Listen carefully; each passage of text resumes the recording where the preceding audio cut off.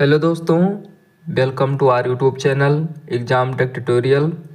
दोस्तों, यदि आप किसी भी परीक्षा के प्रीवियस ईयर पेपर का हल चाहते हैं तो आप हमारे YouTube channel exam tech tutorial से जुड़ें, उसे सब्सक्राइब कर लें।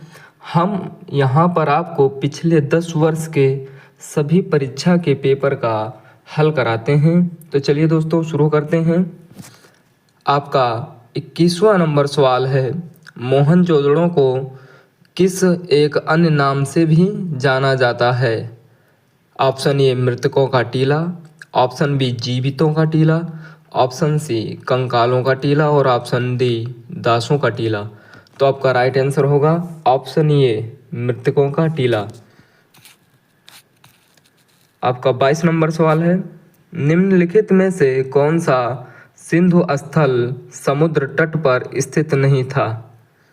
Option A Balakot, option A Kot Diji, option C Surkotada और ऑप्शन डी लोथल। तो आपका राइट आंसर होगा ऑप्शन बी कोटदीजी। आपका 23वां सवाल है, निम्नलिखित में से कौन मोहनजोदड़ो की सबसे बड़ी इमारत मानी जाती थी? आपका एसएससी 2017 में पूछा गया है। ऑप्शन ए सभा भवन, ऑप्शन बी विशाल स्नान घर, ऑप्शन सी विशाल अन्ना घर या धान्य कोटदार और ऑप्शन डी इनमें से कोई नहीं। तो आपका राइट आंसर होगा ऑप्शन सी विशाल अन्नागार। आपका अगला सवाल है, निम्नलिखित विद्वानों में से हड़प्पा सभ्यता का सर्वप्रथम खोजकर्ता कौन था? Option A sir John Marshall, option B R D. Banerjee, option C ये Cunningham, option D Dayaram Sahni. Right answer होगा ऑप्शन डी दयाराम साहनी। आपका अगला सवाल है, सिंधु स्थलों के उत्खनन से प्राप्त मोहरों पर निम्नलिखित में से किस पशु का सर्वाधिक उत्कीर्णन हुआ है? ऑप्शन ए बैल, बी हाथी, सी शेर और डी घोड़ा। तो आपका राइट आंसर होगा ऑप्शन ए बैल। आपका अगला सवाल है, हड़प्पा कालीन लोगों ने नगरों में घरों के विन्यास के लिए कौन सी पद्धति अपनाई थी? ये आपका यूपीपीसीएस 2015 में पूछा गया है। ऑप्शन ए गोलाकार आकृति में, ऑप्शन बी ग्रिड आकृति में, ऑप्शन सी त्रिभुजाकार आकृति में और ऑप्शन डी कमल पुष्प की आकृति में। तो आपका राइट आंसर होगा ऑप्शन बी ग्रिड पद्धति में। आपका अगला सवाल है, सिंधु सभ्यता का पंतनगर यानी बंदरगाह कौन सा था? सिंधु सभ्यता का जो बंदरगाह था वो कौन सा था? Option A Mohenjodaro, option B Kalibangan, option C Lothal और ऑप्शन डी रोपड़। तो आपका राइट आंसर होगा ऑप्शन सी लोथल। अगला सवाल, हड़प्पा कालीन स्थलों में अभी तक किस धातु की प्राप्ति नहीं हुई है?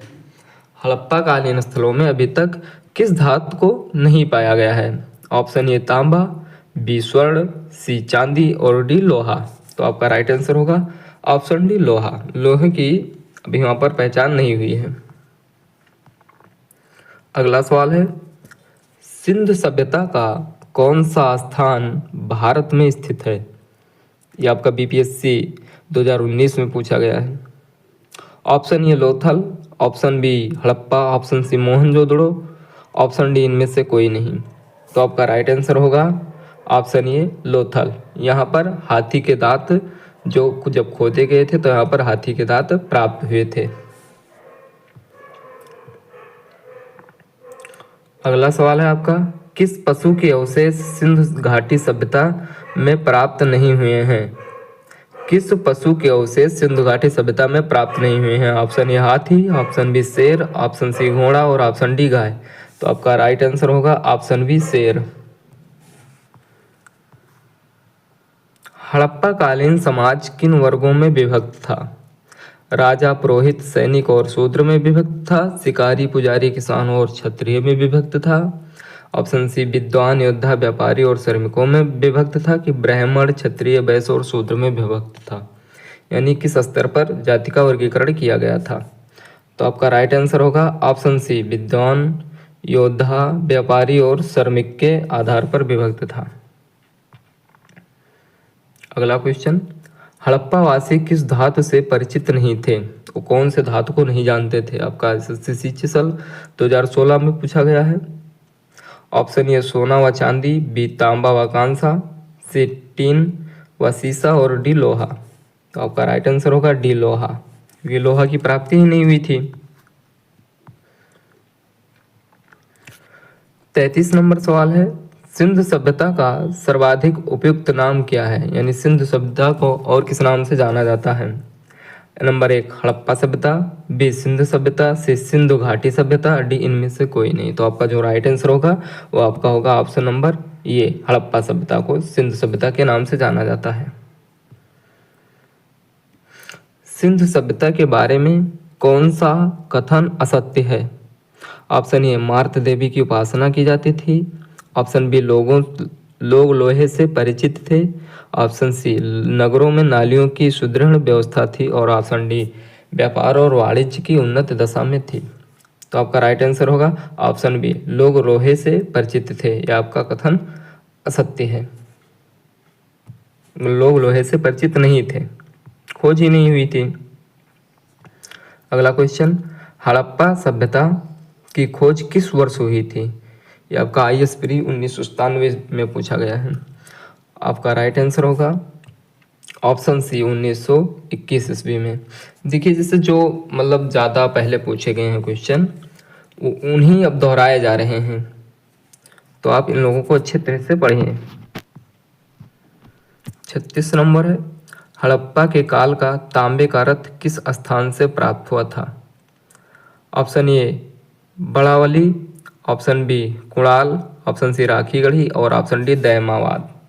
आपका राइट आंसर होगा ऑप्शन डी दैमावाद। हड़प्पा सभ्यता के बारे में कौन सी उक्ति सही है, यानी क्या सही है, चारों ऑप्शन में कौन सा ऑप्शन सही है। ऑप्शन ए उन्हें पशुपति का सम्मान करना आरंभ किया, उनकी संस्कृति सामान्यतः स्थिर नहीं थी, उन्हें अश्वमेध की जानकारी नहीं थी, गाय उनके लिए पवित्र थी। तो आपका राइट आंसर होगा ऑप्शन ए उन्हें पशुपति का सम्मान करना आरंभ किया, उन्होंने पशुपति का सम्मान करना आरंभ किया। 38 नंबर सवाल, हड़प्पा कालीन स्थल रोपड़ पंजाब किस नदी के किनारे स्थित था। Option A Chenab, B Sutlej, C Sindh और डी रावी। तो आपका राइट आंसर होगा ऑप्शन बी सतलज नदी के किनारे स्थित था हड़प्पा कालीन रोपड़। 39 नंबर सवाल है, मांडा किस नदी के किनारे स्थित था। मांडा जो है वो किस नदी के किनारे स्थित था। ए रावी, बी सिंध, सी चेनाब और डी सतलज। तो आपका राइट आंसर होगा ऑप्शन सी चेनाब। चेनाब नदी के किनारे मांडा जो है वो स्थित था। ऑप्शन 40 है, क्वेश्चन नंबर 40 है, सिंधु घाटी सभ्यता को खोज निकालने में जिन दो भारतीयों का नाम जुड़ा है उनका क्या नाम है। ऑप्शन ए जॉन मार्शल व श्री प्रसाद, ऑप्शन बी आशीर्वादी लाल श्रीवास्तव एवं रंगनाथ राव, ऑप्शन डी मधु स्वरूप वत्स एवं BP Rao, option D Dayaram Saini और अकालदास बनर्जी। तो आपका राइट आंसर होगा ऑप्शन डी दयाराम सैनी और अकालदास बनर्जी। दोस्तों हम 20-20 क्वेश्चनों का प्रैक्टिस सेट लेकर चलते हैं, और ये जो परीक्षा के प्रीवियस ईयर पेपर में ही पूछे गए हैं, सभी परीक्षाओं में आते हैं। तो यदि चैनल नहीं सब्सक्राइब किए हो तो सब्सक्राइब कर लें, और अगर वीडियो पसंद आया हो तो इसे लाइक, शेयर और सब्सक्राइब जरूर करें। धन्यवाद दोस्तों।